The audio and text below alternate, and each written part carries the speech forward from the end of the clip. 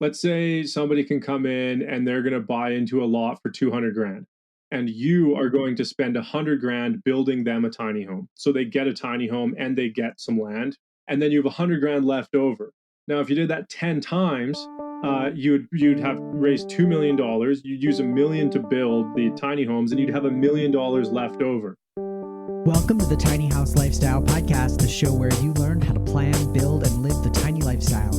I'm your host, Ethan Waldman, and in today's episode, I'll be talking to Jaymie, a visionary who transformed his life and business during the pandemic. From bankruptcy to building a thriving tiny home community on 160 acres, Jaymie's journey is nothing short of inspirational. He co-founded Living the Off-Grid Dream, a program with 9,000 students worldwide, and shares practical strategies for creative real estate and business acquisition. Jaymie will share several methods and frameworks for innovative financing and his plans for a sustainable future at his homestead. Whether you're looking to live off-grid, start a tiny home community, or simply get inspired by an incredible story of resilience, you won't want to miss this conversation. But before we get started, did you know that I personally send Tiny House newsletter every week on Tuesdays? It's called Tiny Tuesdays, and it's a weekly email with Tiny House news, interviews, photos, and resources. It's free to subscribe, and I even share sneak peeks of things that are coming up, ask for feedback about upcoming podcast guests, and more. It's really the best place to keep a pulse on what I'm doing in the tiny house space and also stay informed of what's going on in the tiny house movement. To sign up, go to thetinyhouse.net/newsletter, where you can sign up for the Tiny Tuesdays newsletter. And of course, you can unsubscribe at any time. I will never send you spam. And if you ever don't want to receive emails, it's easy to unsubscribe. So again, that's thetinyhouse.net/newsletter. Thanks, and I hope you enjoy next week's Tiny Tuesdays newsletter.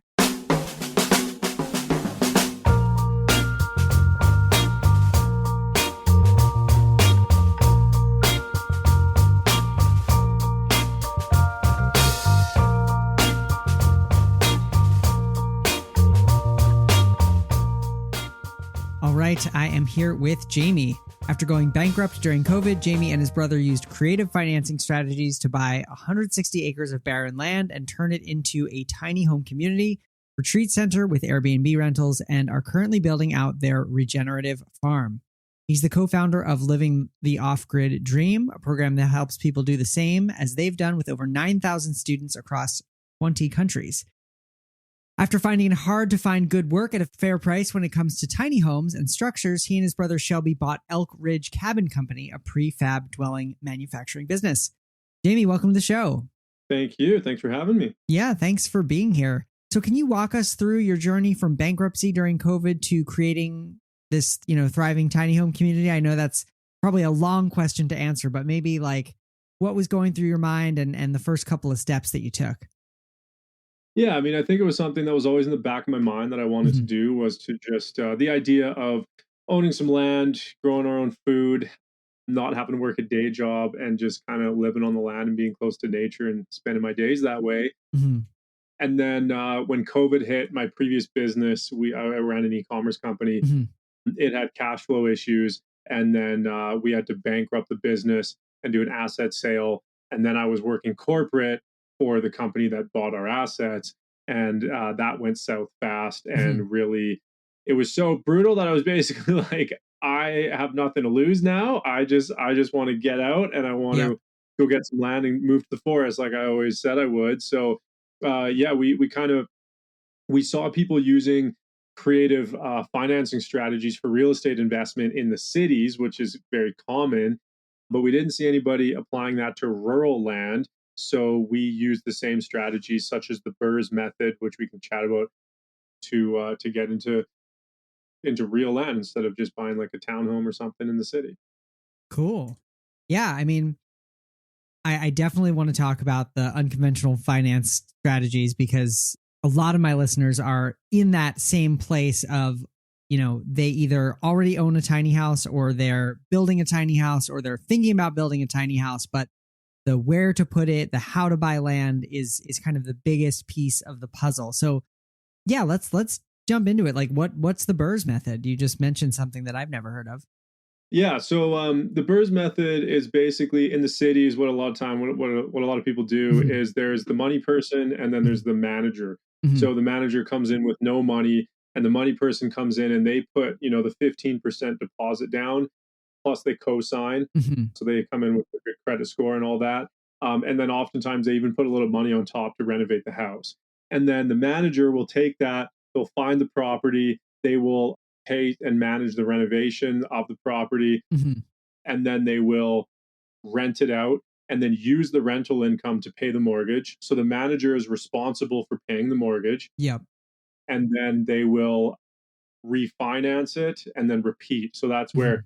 buy, renovate, rent, refinance, repeat. That's what the BRRRR method stands for. BRRRR. Yeah. So we saw people doing that, Yeah. and it was a way for somebody who doesn't have any cash to step into real estate without any Yep. money down and with poor credit, because after my bankrupting my previous business, I was $40,000 in debt between a Mhm. student credit line and a couple of credit cards that I Mhm. used to try to save my business, which didn't work. Yeah. So that's one method. There are many others. There's options to find owner financing deals, especially in the U.S. There's way more options in the U.S. for owner financing, where you can just finance it off the owner with no banks involved. Yep. There's websites you can get land for $1 down. There's websites where you can find really affordable land. There's lots of other methods, auctions, etc. Generally, I think a big one is also just knowing what to look for. A lot of people look at land and they only look at conventional properties because they don't know what they don't know. Mhm. An example might be that there's new technology for drilling wells. You can like a lot of people won't buy a lot because they're like, oh, there's nothing growing here, Yeah. or there's no water here, which is huge. But if you knew what we know about this new technology to drill wells, it can pinpoint underground water with 95% accuracy, Mm. even in a desert.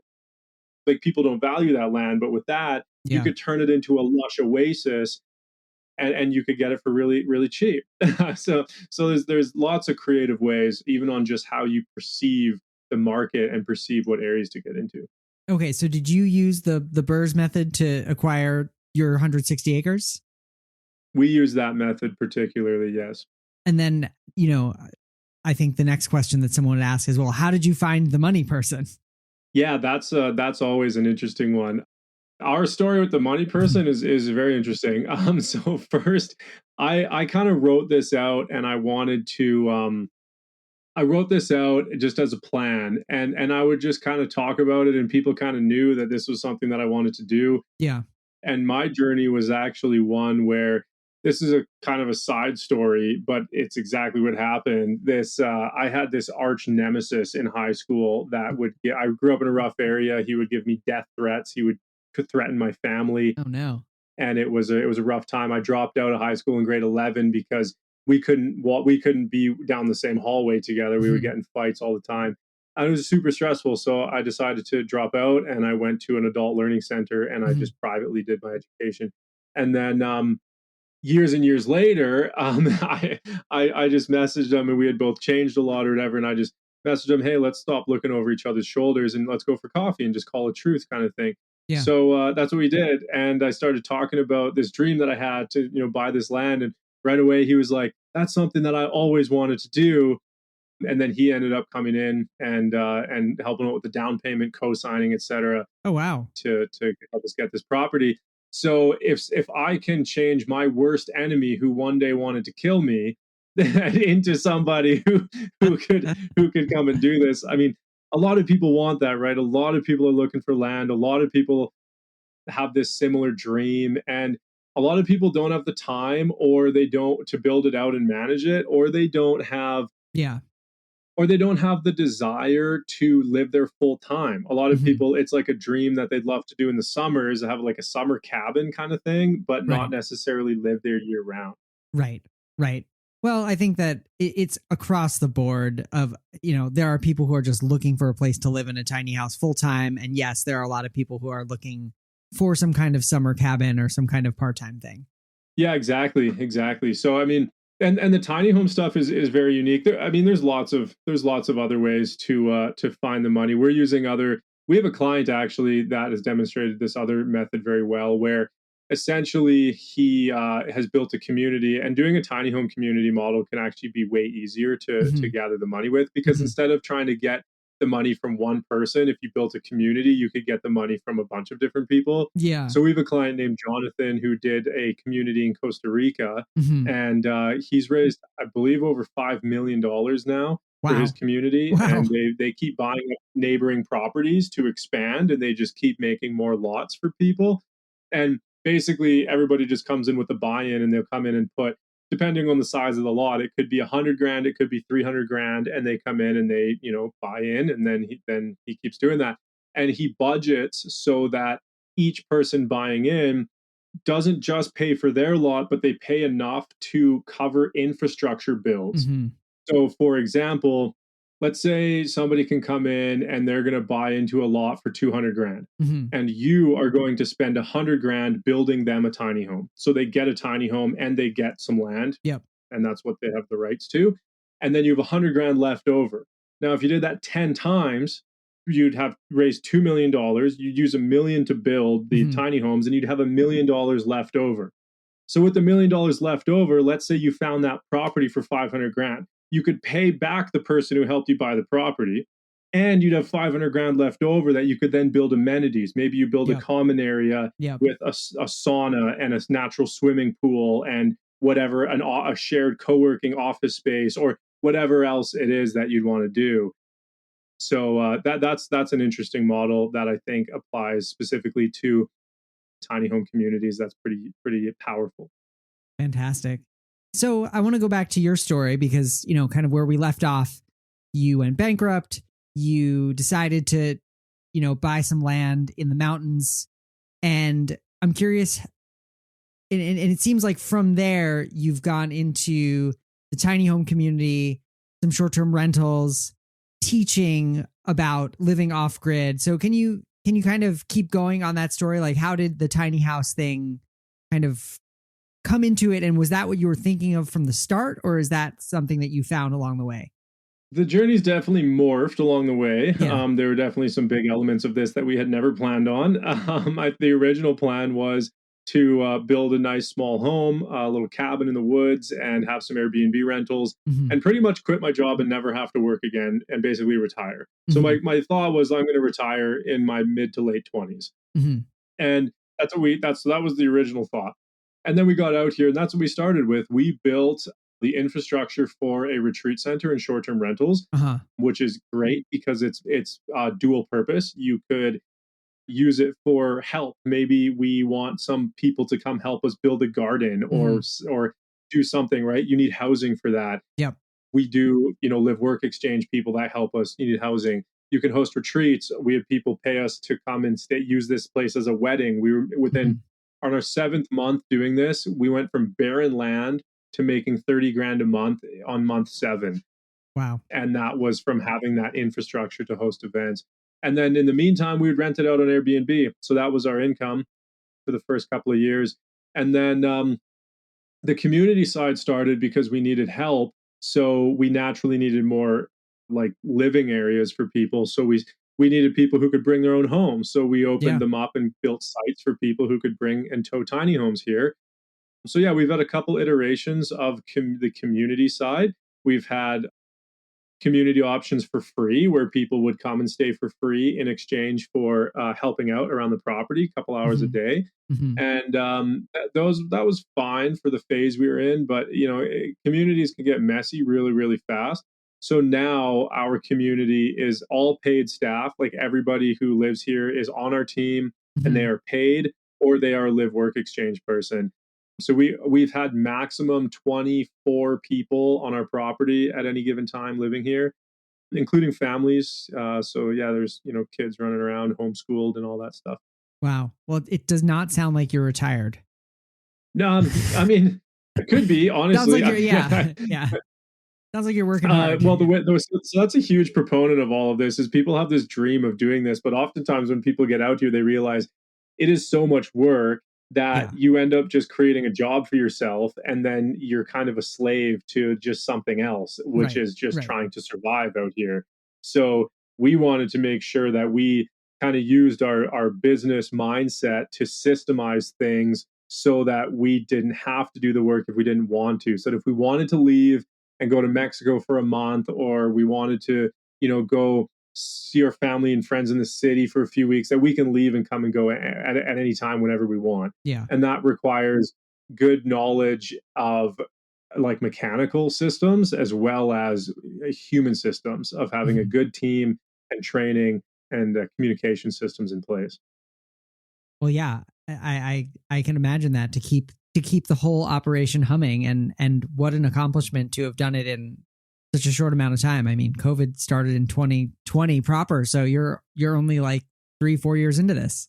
Yeah, about 3.5 years, coming up on 4. Mhm. Yeah, 4 in the spring. So yeah, it's been a crazy journey. I mean, we came out here with nothing and we had no idea what we were doing. My brother and I came out here. Everyone thought we were nuts. There was no water, no toilets, no power, no internet, no cell Mhm. service. And we walked out here, just two of us. So we just started building stuff. Wow. And we probably wasted $300,000 in mistakes, buying the wrong equipment, buying the Yeah. wrong materials, overpaying for stuff, overpaying for a big solar system that wasn't nearly as good as what we got sold on. Not necessarily making big, I mean, I'm sitting in my tiny home, and it's amazing. We love it, but there's definitely better options that we could have got Yeah. that we didn't know of at the time, which is why we ended up getting into building them ourselves. So yeah, basically that's kind of the next part of the story that we never expected to happen was the teaching side of it, Yeah. which is essentially just helping people learn from our mistakes because we've made so many Mhm. and still managed to do it. So if we can make all the mistakes in the world and still do this, then I hope that we can help other people do it easier.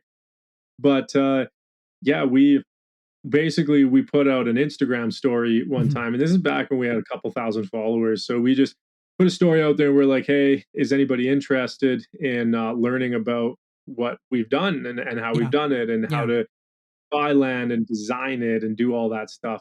And we woke up to more tickets like purchase than we could handle. So we ended up Mm. having to open up more weekends to book everybody in. And we have photos of our workshop in the winter because we had to move it forward to get everybody in. So there's snow on the ground. Wow. Um, and it just snowballed from there. People kept asking for, can you teach me online? Because Mhm. I don't want to pay for a flight to come out Right. there and do it Right. in person. And that's how that began.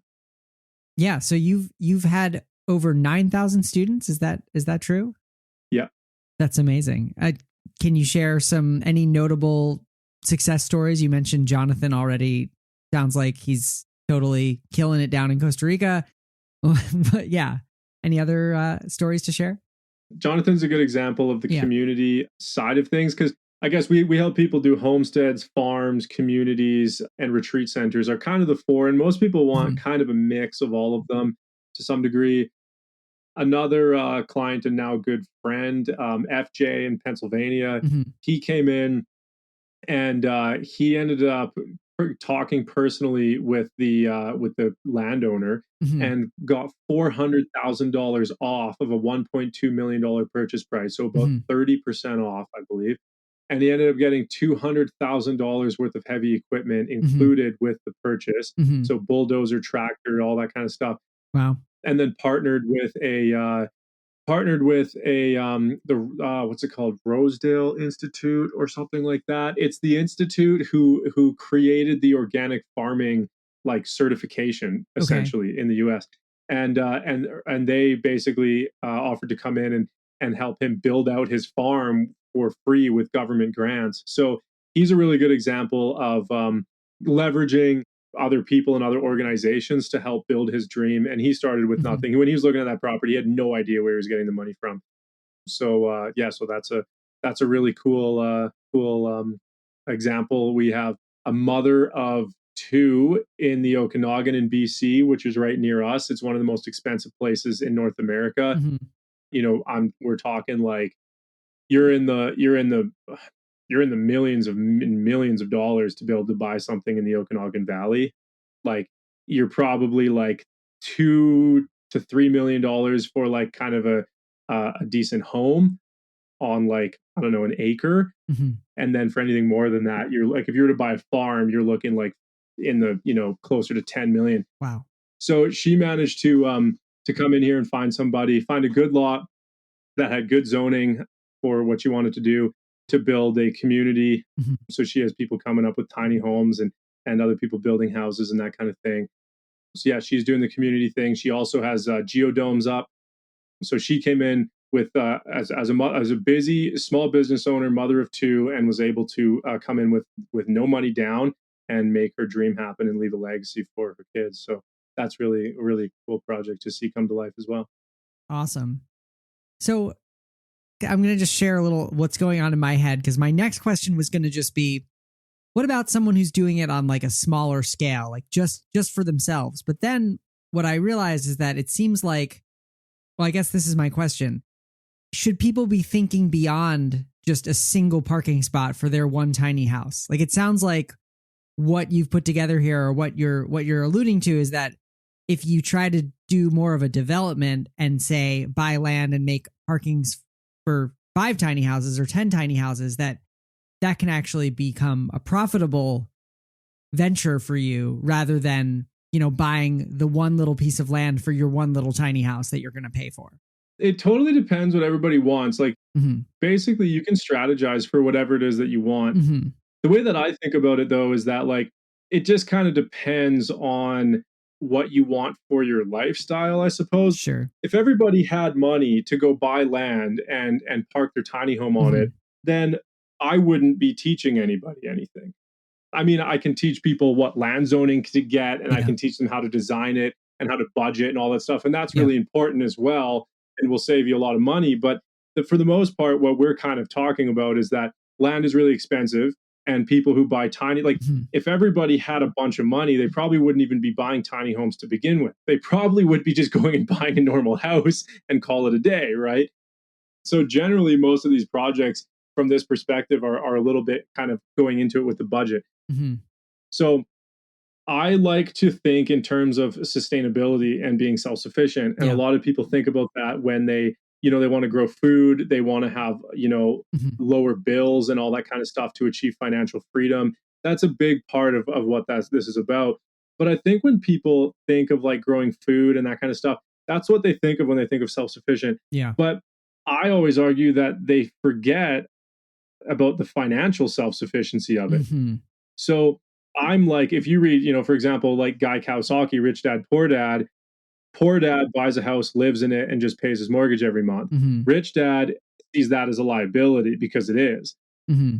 It's not a liability if it covers itself, if it generates some income. Right. If it doesn't, and you can't, for whatever reason, pay that, then the bank's going to come and they're going to take your property away. Mm-hmm. Right. So I always see things I only see things as self-sufficient if they can cover their own costs. So, for example, you could do something small, like you could buy a small lot, you could put your tiny home on it, and you could park 1 or 2 other tiny homes on it, or geodomes or whatever as some rental units. Yeah. And then you have enough income to cover your mortgage, cover your debt, your current tiny home. If you wanted to finance one, so you could cover your financing costs as well, and your living expenses. And then you could work from home and you'd have everything that you need just by managing a couple of small rentals that you could do in like an hour a day. Right. And then there you go. That's basically retirement. That's pretty sweet. Yeah, there's lots of ways to get there sooner. And a lot of the things that people want to do is like, they want to buy a tiny home in cash, which is like, I don't know, maybe $100,000, or they want to for a small one, or we bought our tiny homes were 200,000, but we financed them, which is not great over time. But it got us into them sooner. It would have taken us 5 years to save that much money. Right. And then we just have rentals that cover the cost, so that it doesn't even matter to us. So a lot of it's like money barriers, where people just feel like they want to save up for 10, 20 years to be able to afford the thing they want to afford. Whereas we kind of help people rethink how they view the financial system, to be able to think in more terms of cash flow rather than saving for the rest of their lives. Nice. So it sounds like, do you have a background in business? Like, do you have an MBA or something like that? Or no, God, no. I am completely self-taught. I've had about Nice. 7 companies, 7 businesses since the age of 13 or so. So I've just learned the hard way That's like for earning my your own career. MBA through experience. Yeah, much more expensive MBA, Oh, but or maybe more but profitable. one Who that knows? comes with real results. What's that? Well, or maybe really more profitable than an MBA at times. You know, you gotta pay $100,000 to get one, and you're starting out negative 100K after your MBA. Yeah, true, true. Yeah, I do, and it's for me, it's really just it's the practicality of it. Like, those books were written 4 years before you start your program, and then your program's 4 years long. So by the time you're out, all Yeah, the information's 8 years outdated, and it just doesn't make sense anymore. yeah. So before I want to ask you about the Elk Ridge Cabin Co. And I also want to ask a bit about the like permaculture and farming. But since we were talking about the program, I'm curious, what does the program actually cost to be a part of for the online course? Yeah, it's 297. Mm-hmm. So we make it pretty affordable. Mm-hmm. We've had a lot of people come through and tell us, "Hey, you should be selling high ticket. You should be selling this for $5,000." Yeah. There's other people selling, similar info products and stuff online for Yeah. real estate investment for 5, 10, 20 grand. Wow. So our goal is not to gouge. Our goal is we reinvest all that money into marketing, to expand, into building new products. We now have a suite of like 30 products. One of them, for example, we hired a guy full time to pretty much go around all of the US and Canada and find all of the no zoning and unrestricted land zoning that exists. So, for example, if you want to start a tiny home community, or you want to have a couple, you want to do it with your friends or family, well, almost all zoning is not going to allow that, because you're only allowed to build a couple of structures. Right. Whereas with no zoning or unrestricted zoning, you can put as many structures as you want on it. You can have a business, you can have rentals, you can have a farm, you can do whatever you want without a permit. Without a business license. It's like the ultimate freedom land zoning, and land zoning is something that people often forget about, and it stops them right in their tracks when they're trying to execute their dream. So yeah, things like that. We invest a lot in rebuilding new resources like that for people. So yeah, that's the cost. And then we do, what is it? I think it's like $600 a year, or like, I think it's, or $67 a month or something like that, to get on calls with me twice a month, which is also quite affordable compared to like industry standard. So you can come and ask questions, and I'll help you strategize and help you through to get basically from A to B. You tell me where you're at, and you tell me where you want to go, and we're going to help you get there. Sweet. And those are like group calls that people are on, or is that like an individual one-on-one? Those are group calls. Yeah, nice. we did individual one-on-ones, but they're not as valuable because you don't get to hear other people's questions. And a lot of time people don't even know what to ask. Yes, I so agree. Well, tell me about the Elk Ridge Cabin Company. Yeah, we bought that earlier this year. So it's been 8 months or so, which was really exciting acquisition. Essentially, we bought our tiny home. Shelby and I each bought a tiny home. I'm sitting in it right now. I'm in the back office. The door's kind of closed because my wife is in the other room. But they're very nice. But we just had a poor experience with the builder. So the units themselves, there's things that were not great. Yeah, gaps in the floorboards. My brother's front door swung open completely by itself, like it wouldn't stay closed. We had just unfinished work. Some of the appliances, it didn't work when we got it, and we just kind of figured, like, for the price that we were paying, we paid kind of a premium. Shelby's was $198,000. Wow. Mine was $208,000. Wow. So we bought. We're like, okay, we're gonna go big. We're gonna get like the nicest things that we can find. Really, it's not high end. Yeah, it's not the nicest, but it's like a really nice middle ground. And so we just figured, like, okay, this is going to be a great experience. But yeah, the service, we just didn't find that good. We were getting like, we grew up in the construction industry, so we understand how things are built, and we understand the service behind it. And it wasn't that the mistakes were made. That's fine. We get it. We run businesses. It was that the way they handled it was they blamed it on us every time something went wrong, and just argued over it. And I'm like, no, like, when I get something, I shouldn't have, a bunch of gaps in the flooring and a bunch Yeah. of, half finished work inside of the house. So yeah, we kind of, that was frustrating.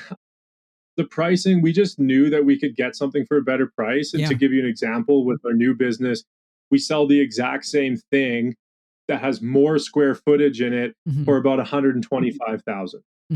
So almost saving like $80,000 Yep. or more. Yeah. And then another thing, we also tried the cheap side. We tried shipping container dwellings. Yep. So we bought some of those, and those were around $20,000 a piece. And yeah, same thing. The guy left the doors and windows out of it for a winter, and they got covered in mold. So Oh. we got them, and we had to rip everything out of them and restart from the ground up. They were leaking even after the doors and windows were in. There wasn't enough insulation in it, like he promised. He skipped a whole layer of insulation on the bottom, and they weren't built to code. So it was just like, there's just so many issues that finally we just got really frustrated. And we grew up in construction. We know how it is. Yeah. Normally you hire a builder and it takes 6 months longer than expected, and it costs way over budget, and that's normal too. So we just said, there needs to be somebody in the market doing this right. And we wanted to, obviously we wanted to build our dream and on our property, and build our houses for ourselves and things like that too, and service. We want to essentially use what we've learned and build tiny home communities for people. So we figured that would be a good addition to our businesses, would be a tiny home manufacturing business. But we do full size stuff too. We do like double wide cabins and stuff like that. But yeah, so that's kind of how we got into it. And we had never we've sold some companies. We'd never bought a company before. And we used the same method that we used to buy land with no money down to buy a business with no money down. And that's how we got into that. Fantastic. So why did you choose to buy an existing tiny house company rather than try to start one? Yeah, that's a good question. Honestly, we were just following Cody Sanchez on Instagram. Yeah. If anybody's familiar with her. And she talks a lot about buying versus building. And the buying side is just because it's already cash positive. So for us to start our own, we would have to come up with all these designs and find a shop and front the money for building materials and staffing. Whereas if we bought something operating, we could buy it off the current or the previous owner using owner financing, and use the cash flow from the company to actually pay all the bills and pay for the company itself, pay for the purchase price. So that's the main reason why. We just thought it was faster. But of course it took some moving around to try and figure out, like some searching to try and figure out, okay, what's worth it, right? Because you don't want to buy something obviously that doesn't have very good designs, and then you're just restarting from scratch anyway. Yeah. But yeah, one thing that we loved about that process was we had never done it, so we didn't know what to expect. But we had no idea. Like, I think this is something to be clear. We never really have any idea what we're doing, and everybody always tends to look up to other people, like, oh my God, how did they do that? It's like, we just walk. We don't really know what we're doing. And in this case, we just started asking people, hey, you want to sell your business? And to our surprise, 8 out of 10 people were like, yeah, let me show you around. Well, it's hard out there for a tiny house manufacturer. I know it's not an easy business to be profitable in. Yeah. So we got, also, I mean, basically one thing that we noticed is it can be a really good business, but most people that we found, including our tiny home builder, they came at it from a passion for affordable housing, and because they built a tiny home as a side hobby project. And that's great. Like, that's really great. And the intention is very good there. But not a lot of people come at it from the side of like a business person and a professional construction person. Yeah. And that's why there's so many issues with our tiny home. So the people who had came in with that, some of them are doing very well because they've systemized it very well. Yeah. So we basically started asking people, hey, you want to sell your business? And we started getting tours, which was really fun. We got to see the ins and outs of so many other companies building these things, and they would give us all these back tours behind, and see exactly how it's all made. So yeah, it was fun. And then we just finally found somebody who was, they're like, yeah, we're down to do the owner financing deal and sell it. And we're like, sweet, let's do it. Nice. And here we are. So you didn't have to put any money down. No, we didn't. We did put 200,000 down, but that wasn't ours. We basically took on a partner. And this is another really good way of finding the money person, is asking for advisors. So we knew we were buying this business, so we went out and we just called people who were in the industry, who were, other people in business or whatever it is, and we said, hey, I mean, you're in construction or you're in this or that, like, what do you think about this? Do you think it's a good deal? And by looking for advisors, the first person we called, they were just like, this is a great deal. What do you need? I'm in. And they gave us the money, and they took 1/3 ownership, and then my brother and I each own 1/3. Sweet. And so you guys run it, and the investor is just a kind of silent partner? Exactly. Yeah. Silent partner. Shelby runs that business. I help with the marketing and stuff. And then I run our courses and coaching programs, and then like our on-site stuff here as well. So this is all, super impressive. I'm going to say exactly to you what you just said that people say to you, which is, wow, this is so impressive. I can't believe you did all that. So it's cool to hear you also say, I didn't know what I was doing. We don't know what we're doing. It just sounds like you are willing to start and just ask questions, talk to people, and just find a way. Yeah, pretty much. I mean, that's life, isn't it? We all start as a baby and don't know what the heck's going on, and you just keep looking around and learning and doing new stuff, right? Yeah. So before we get way off into the philosophical land here, I'm curious about the land itself and the regenerative farm piece of this. And actually, I'll say the way that we met is that we both know Kenton Zerbin, the permaculture expert.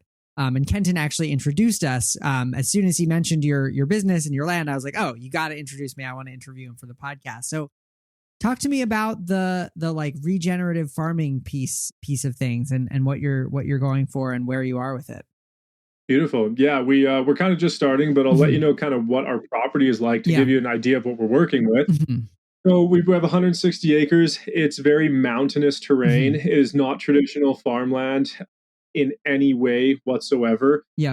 We're in an alpine desert climate. So, and for those of you listening, we're in Rock Creek, British Columbia. Okay. So last year was negative 40 degrees at night with, 3.5 feet of snow kind of thing in the winter. And then it's 51 degrees Celsius in the summers.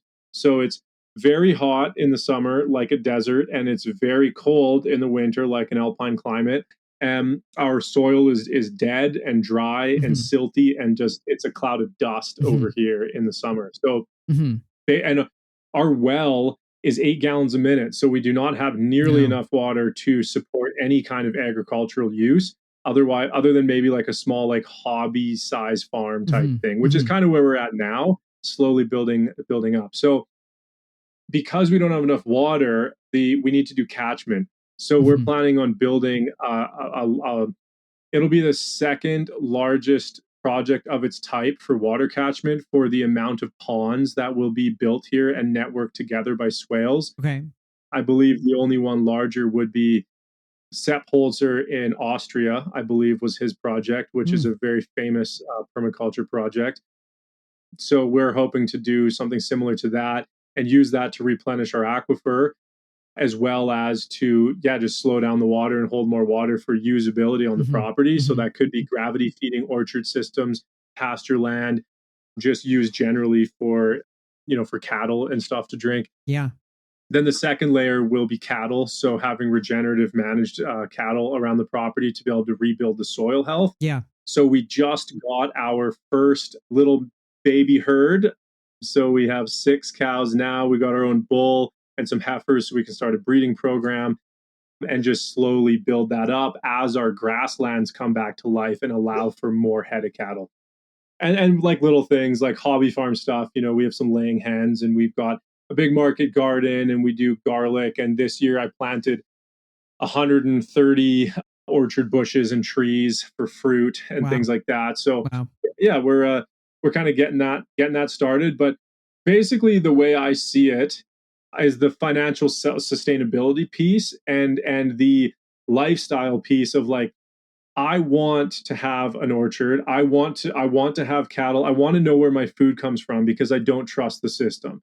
And I just think it's better and healthier for us and healthier for the planet and the soil. But I don't want to be trapped inside of the daily work of that lifestyle where I have to be out there 12 hours a day, every day of the year. Yeah. Then it's not fun anymore. It's no longer a dream. Then you're a slave to it. Yeah. So basically, I want each thing to be kind of like a hobby level business where it generates enough income and it is systemized enough that it can pay somebody to full time manage it. Yeah. So that I can do what I can do what I enjoy and spend my time. Maybe I plant some orchard trees today. Maybe I see the cows tomorrow. Maybe I go ride my horse around. I can kind of do a bit of everything. Nice. How do you balance running the retreat center, the Airbnb rentals, the well, your brother does the manufacturing business, but still it sounds like you've got your head in that game too, while also maintaining the focus on the sustainable and off-grid living? Like, how much coffee do you drink? Do you sleep? I drink no coffee. I don't need stimulants whatsoever. My brain's moving fast enough as is. But okay. Yeah, I mean, I try to be in bed before 9 p.m. and I'm usually up around 4:30 or so. No, that's out of choice. I don't need to. I can, do whatever. Yeah. I can work an hour a day, and that's not exaggerating at all. We run our teams in about 2 hours per week. And it's just setting up systems. Yeah. And I know a lot of small business owners are always kind of complaining, and they're always like, oh, like they're always complaining about like human issues where people have drama and they don't know how to manage people, and it just sucks because they don't have systems. So even if you are coming in as a live work exchange on our land, you're getting onboarded through an online training system before you even get here, so that you know exactly what's expected of you. You have knowledge of what to expect and how to manage the dogs and how to, where you're going to be cooking and how to clean that space and how to introduce guests and all sorts of stuff before you even show up. And then we have trial periods to make sure that everybody's work ethic is good and that we all get along. And we have a pretty strict hiring process to make sure that we are we're in alignment, like with our beliefs and personalities and the way we like to live. And then like lifestyle wise, like if you want to come here and just chug a bunch of beers and, that's your nightly ritual, then you're not going to make it through the hiring process because that's not what we do here. Everybody on our team needs to hit certain metrics each, or is encouraged to hit certain metrics each week for their personal health and things like that. And then also on the problem solving side. So we attract and filter out people who are good problem solvers and self-starters. So, and we give people problem solving like questions during their hiring process to weed out people who can not only solve problems, but then turn around and then put it into a training framework to train somebody underneath them. And that finds leaders so that we don't have to handhold anybody. Nice. And then we have a specific meeting. And then after you do that, pretty much we have a specific meeting system. There's a book called What the Heck is EOS? EOS stands for the Entrepreneurial Operating System. And it outlines a meeting structure that you do once a week. And then we have daily check-ins where people just text me what they're doing. And that's how I manage a team in 2 hours a week. Sweet. Thanks for the tips. That'll go into the resources section for this episode for sure. Looking ahead, what innovations or trends do you see shaping the future of tiny home communities and off-grid living? Yeah, I don't know. I really don't know. I foresee that there needs to be a lot more spaces created.